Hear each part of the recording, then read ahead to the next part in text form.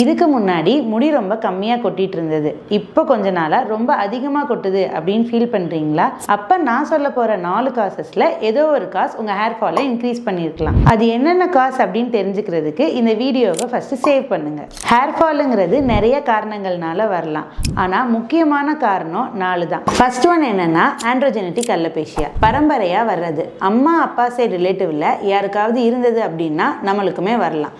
இதில் மேல்ஸில் இந்த முன்னேற்ற ஏறிட்டே போகலாம். ஃபீமேல்ஸ்ல அந்த தலையோட நடுப்பகுதியில் கொஞ்சம் கொஞ்சமா அந்த ஹேர் தின் ஆகி ஹேர் ஃபால் ஏற்படலாம். Second one telogen effluvium.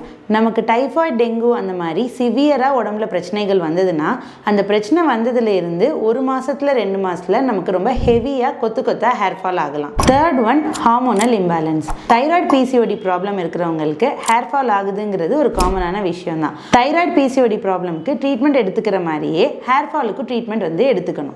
Fourth one nutritional deficiency. இதுதான் ரொம்ப முக்கியமாக நிறைய பேரை அஃபெக்ட் பண்ணக்கூடிய ஹேர் ஃபாலோட காசாக இருக்குது.